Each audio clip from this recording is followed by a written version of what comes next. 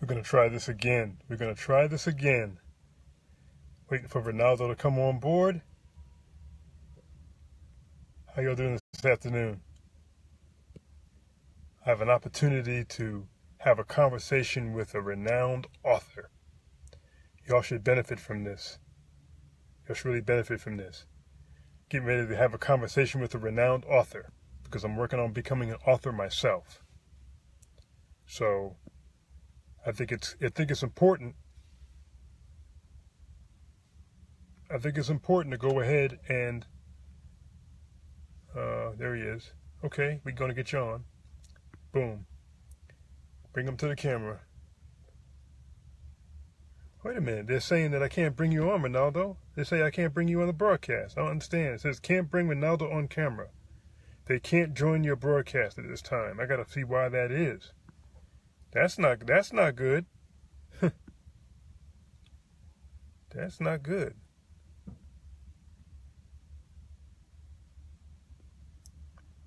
Let's see. Try it again. I don't like the sounds of that. Renaldo, I'm trying to bring you on. It's telling me I can't bring you on camera for some reason. And that's not good. He's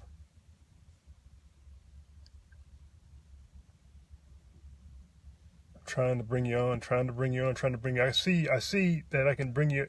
I see your face on the side screen where I normally bring people on, and I see that you're watching, but I can't bring you on. I'm trying to figure out what I can do to facilitate this. Well, I'll say this, okay? I'm gonna see what I can do to try to facilitate some communication with our audience, as well as have you on at a different time. But for now, I'm going to share with the audience, I'm going to share with the viewers what it is I know about you. I met Renaldo some time ago, probably about a week or so ago, and he immediately struck me as a very inspirational human being. He wrote a renowned book. Many of us want to write books, or we have books in us. But sometimes it's difficult to pull what's in us out, to put it out there, not only for ourselves and for our relatives and our families, but to make an impact on other people. So when I saw the book he wrote, incidentally, the book that he wrote, it resonated with me because it says, I am more than you see. Now think about that for a second. Are you more than people see? If somebody were to look at you, what would they, when your name comes to mind, what do they think about when they speak your name? What do your family and friends and relatives and associates think about? Co-workers think about when your name is mentioned. Do they think that you're more than what they see? Do you have something else that you're offering to people? This gentleman, wait a minute, hold on now. Add guest. Okay, I'm bringing him on, but I want to give an introduction to him. He's a tremendous author. Hey, there you are, Renaldo. Hey, how are you? I got you. Okay, ladies and gentlemen, this is Mr. Renaldo Lawrence. He's not in the United States. Okay, he's not in the United States.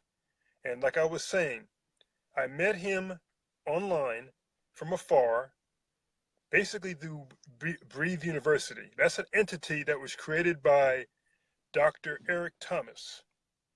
And those of you that may not know Dr. Thomas, you need to know him. You're behind, okay? He's a world-renowned speaker. But I met Mr. Lawrence through that venue because I had thoughts of becoming an author. And I said, you know, if I want to be an author, I don't know how y'all do things. Maybe y'all decide to if you want an operation from a doctor and your foot's hurting, maybe you guys go to a finger doctor. Maybe you go to a head doctor. I don't know how you all do it. But when I thought about becoming an author, I said, you know what, I might want to go ahead and align myself with some authors. And if I'm going to align myself with an author, I want to align myself with a nonfiction author. And if I'm going to align myself with a nonfiction author, I might want to align myself with somebody that I can resonate with, somebody around my own age, okay? Somebody that has an ability and a tenacity to not only impact adults, but definitely impact children. Those of you know that I've started a movement where it's about fatherhood, that fathers are the original mentors of their kids. This gentleman right here, he's a human being that is definitely a mentor, an original mentor. He's my mentoring author, as a matter of fact. That's huge. Okay, that's huge. I appreciate So what I want to say to the viewers, go ahead and make your comments, share this broadcast, because this is going to be hot. I'm going to bring him on because I know that he has something to offer. You need to get his book. It's hot. It burns your hands with the knowledge that it has in it, and the way that it makes you feel, and the way that it wants to have you impact. I mean, children and adults alike are reading this book. It's not a secret. You can get it on Amazon.com. Okay, Amazon.com. The gentleman's name is Renaldo Lawrence. The book title is I Am More Than What You See. The question is, are you more than what people see? So without further ado, I'm going to bring on Renaldo. I'm going to let you tell us how you generated this idea of this book, what prompted it, what facilitated it, and what impact it's had on both adults so far and children alike. First of all, my brother, can I just say thank you very much for having me on, man. And you and I connected a few days ago, and we had quite an inspiring conversation on my part. I learned a lot from you, so I want to appreciate you and thank you. You know, man, my mom, who's 92, has been saying for me 20 plus years that you need to write a book. And I put it off and I put it off and I put it off. And fortunate enough for me, man, she was 92 on December 4th, and I was able to give her that book on December 4th. Wow. On the 90th birthday. Congratulations. But I wrote That's that awesome. book, and some other great news for me. I was in contact with the library where I grew up at, and they're going to purchase the book to put it in there. You know, so I'm really pleased about that. And I've got the book here in London, in England, where I live. They're going to purchase the book to put in the library here also. So to me, that is amazing. I wrote the book for two reasons. Number one, because I have two kids who I wanted to understand that they could do anything that they wanted to do whenever they wanted to do. That was number one. The second one is I had kids in St. Matthews who I wanted them to be able to see somebody that looked like them, who have done and who can write a book when they want to write a book. Those were the two primary reasons that I did the book, you know, and I'm really pleased. The process was a long process, but I was very blessed in that I used to get up in the morning, Saturday and Sundays, and whenever I want to walk or whenever I want to clear my mind, I walk. And so for some strange reason, this book just flooded to me, and it just didn't stop. It just kept coming. And so I would walk, come home, write, walk, come home, write. And before I knew it, thinking about it for 20 years, within 7 months, I had it done. And what I'm really pleased about is that we've had some unbelievable feedback on the book, unbelievable feedback. And when you get your libraries purchasing your book, it is amazing. It is absolutely amazing. And then, you know, man, what I want to do is I want to just make sure that I have the opportunity to help as many people as I can. You know, one of the things that I've always wanted to do is I wanted to every single day to reach out and touch somebody I don't know. Because there's so many people in this world that's hurting. And they hide it behind a smile, they hide it behind a mask. And this book is a book that I hope will resonate with everybody, children and adults alike. Children that regardless of where you are in life, that first thing that you need to do is start loving yourself. Because if you can start loving yourself, you give permission for other people to love you. And when you can start loving yourself, you give yourself permission to try stuff and to do stuff. You know, and all that starts with loving yourself. And I just, you know, I'm just an advocate for people who love to help other people. Because I think, man, when it's all over and done, it won't be, the question will be asked to me, not how much money did I make? not, what you did on the basketball court when I played, but if you ask me, the question would be asking me is, who did you help? What contributions do you make to mankind? And, when I was growing up, the world was a very small place. And when you know who you are, you're then able to impact the world. And that's anybody. And I just made a decision that I was going to impact the world regardless. And the thing that also happens when you make up your mind is that you don't care what anybody else thinks about you because you know your life's mission. And to me, that was extremely important. Well, there were several things that I heard that really resonated with me, and I'm sure it resonated with the viewers. I heard make a decision. Yep. I heard make a decision. I'm going to sit on that one for just a second. There are people that want to do things. Yep. There are people that want to lose weight. There are people that want to go to college and finish school. Maybe they're older now. There are people that want to have a family. There are people that want to have a nice marriage. There are people that want to write a book. And they're thinking about it, and they're dwelling over it, and they're talking to other people about it, getting other people's opinions about whether they should do it or not. And I'm going to touch on that point next, but they don't do it. And the fact that you said make a decision. Make a decision. It's critical. Yeah. It's critical in everything that we do. I had to make a decision to reach out to you and talk to you. Yeah. If I had not made that decision, you would not be in this venue with me right now. Right. That's right. I had to make it, and it came because I made a decision that I wanted to write a book of my own. Right. The next thing that resonated with me was the fact that you said that you can't be worried about what other people think. Yeah. Many of us, from what I see, spend a lot of or inordinate periods of time being concerned what somebody thinks. Yep. Yep. I remember when I was a kid, I used to originate my thoughts. I used to orchestrate my thoughts based upon what everybody else thought. Yeah. That was painful. That doesn't work. Well, that is painful. And then I got maturity. It doesn't work because you're continually trying to find out what's best, who likes you, and whatever. So you're never thinking for yourself. You're always trying to be popular. And I learned that, it's not the person. My mother used to say something, and which was very interesting. She used to say that it doesn't matter if somebody like you. The only thing matters is that they respect you. And I held on to that a long time. So it doesn't matter. It really doesn't matter. It doesn't matter to me. It really doesn't. But what does matter to me is that everybody that I come in contact with, man, when they leave me, they got a smile on their face and they feel that their life has been enhanced by the small, briefest of moments that we've spent together. And to me, that's definitely that's the bottom line. That's the bottom line. So that's where I'm at. The mantra in my mind since I met you, and because I get up at 4 o'clock in the morning, I pray, I do my grateful list because I start from a standpoint of want to be grateful. Gratitude. I don't want to be like upset because something didn't go my way. I want to be grateful. Yep. But the singular mantra that's been resonating in my mind since I met you is, am I more than what I see? Because you ask, yeah, you state, yeah. I am more than what you see. People make judgments about when they see you. They make a 30-second judgment based upon your appearance. Yep. And they don't know if you're more than what they see unless they talk to you, unless they encounter you.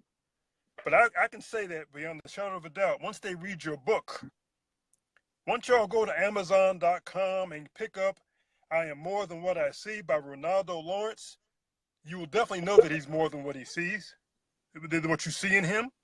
The words that he's spoken here today will resonate with you as well as they've resonated with me. I think I've met a true friend in Renaldo Lawrence. Can I tell you what's more than just a mentor? Can I tell you what's interesting? Go ahead, Renaldo. What's interesting, man, is that I wear a suit every day. I wear a suit every day to work. And when I come home, I bum around because I don't like having a suit on all the time. And it's interesting how the other day I met someone who, when they saw me with my tracksuit on, they didn't even give me the time of day. Same person. But when they saw me with my suit, they wanted to give me a large conversation. And the first thing that came back to me was that title of that book. The first thing that came back to me was the title of the book. And I just thought, wow, how many of us do that every day to other people? You know what I mean? How many of us actually do that? And like you say about the opinions, the 2 second, when you look at somebody, you automatically form an opinion, and you have no idea what's deeply involved with that individual. No idea, you know? So it's different. That's true. Mm. That's true. So now let me ask a question. Were you always in London? No, I started off in St. Matthews, South Carolina. And being in South Carolina, man, when I was growing up, I didn't particularly like myself. I didn't particularly think that I had anything to offer the world. I didn't really like school that much until around the 9th grade, where Oscar Dason sort of discovered that I had a ability to play basketball. And then what they did for me was told me that if I didn't go to school and attend classes, I couldn't play. So that switched my whole mindset around. And then I was fortunate enough, man, to go on and get a scholarship. And, you know, I played for a guy called Glenn DeHart in junior college. And I then played at Appalachian State for Bobby Crimmins. And then I got drafted by the Clippers. And when I got cut, I came overseas, you know, and then I ended up being, I think, fourth leading scorer in the history of British basketball. We scored 73 points in a game, which puts us in the Guinness Book of Records. And I have about maybe 7, 8 different scoring records here, you know, but what I realize now is all that stuff that I did, I was being prepared for what I do now. So that was the opening act to show me and to put me on the stage that I'm at now. And so many times we look at our gifts that we had and we think that that is all the gift is worth. Well, the gift is more, because I found out that that gift that I had to play basketball was the gift that sent me around the world so I could interact with other people and just maybe have a certain impact in their life to help them be a better human being and to help them make it through the day. You know, but it all started. So how? Yeah. I'm gonna need to interrupt you because you're on a roll. You're on a roll like a baker rolling in dough. How important is a circle? I think a circle is extremely important, because I think what happens is when you begin a circle, you're not all the way to the end. And I think when you come up, you know, and you develop friendships with people, and I think it's very important that you keep the friendships that you develop early on, because when you start doing things and you start getting a little bit of notoriety, everybody jumps on the bandwagon. You know, I got one of my boys at home, man, Tyrone Seacare is, you know, I cannot see Tyrone for a year or two. And when I see him, it's just like when we met, you know. So, you know, I have people who will tell me the truth. I have people who will say, well, that's not right. You know, I have brothers and sisters who are brutally honest with me. So, you know, it keeps you where you need to be. But I think by completing that circle, all you then do when you get to the end to close the circle is you start going around again. You start reinventing yourself. You start redeveloping yourself. And I think if you ever stop redeveloping yourself or creating another you, I think that's when you perish, because there's nothing to look forward to. And I think life is a continual process where you're reinventing yourself. I think you have people come into your life, and I think it's very important that you find out why they want to be in your life, because, you know, if I can bring you no value and you can bring me no value, then there's no sense in us even interacting. Because people that I want to deal with is the people that I can bring value to their life, and they can bring value to my life. And I think a lot of us go around with these false friendships, and I don't think they enhance anybody's life, if I'm honest with you, at least from my perspective. I want people in my life who are going to be real solid human beings and real solid people who are going to help me progress, and I can help them progress. And I'm not saying that you always have to be serious about life, but I want to know where I'm going, and I want to know where I came from, and I want people who understand me and who I understand, and that we can help each other. And that's it. And if I can't do that for you, then I don't need to be in your life. I really don't. Ladies and gentlemen, I've been on this live with renowned author Renaldo Lawrence of the book I Am More Than What You See. That's what this is all about. If you came in late, go back and rewatch the broadcast from the beginning. Go ahead and pop some hearts, pop some likes, pop some wow faces. I don't care what you do. Pop something to let this gentleman know how critical his message is to the population. I don't care where you live. You need to believe in yourself that you are more than what people see. Your children need to believe that you're more than what they see. You need to believe that your children are more than what they see. So this book is for everybody. Go to Amazon.com, go to it. Don't pass go. Don't collect $200. Go to Amazon.com and get this book, I Am More Than What You See, by Renaldo Lawrence. Renaldo, man, I appreciate you being on this live. I appreciate you. I really do, and I'm not being disingenuous when I say it. Okay, and for those people that are thinking about becoming authors, you need to look at the possibility of doing so, because people are writing books. People are getting their message out. Everybody has a story to tell. You just have to understand what it is, and then associate with those individuals that have done it. And don't take opinions from someone that you wouldn't want to have emulated their life. Somebody comes to you and says, I don't think you should do that. And you have to look at them and say, you know what? Do you even have the right to have an opinion about what I'm doing? No, and a lot of them haven't done what they're telling you you can't do. You know, exactly. I haven't done it. I mean, so it's crazy. If I want to ask somebody their opinion about something that I want to do, I have to have the mentality to understand, have they done it? Yep. Have they done it? I remember when I went back into the Army at 47 years old. I tried to go back at 46, but I got back in at 47. The mounds of people that supported me were few. There were a few. But the volume of people that said that I would not be able to get back in the United States Army at 46 or 47 were astronomical until I did it. Then all of a sudden everybody said, hey, I knew you could do it. I said, well, where were you at before? I mean, I needed help. Yep. Well, I needed a character reference. Yep.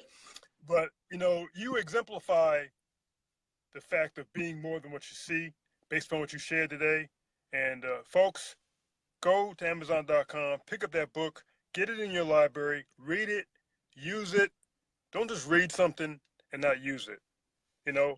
If my children were younger again as they were, I would have them sit down and read this book chapter by chapter, and I would have them take notes from each chapter, and I would ask them, hey, daughter, hey, son, how would you use that information that you just read to impact your life? The interesting thing about the book is the format is we give a story, and the story is about something that happened in my life. And then what we do is I give you then, it's called the lesson learned.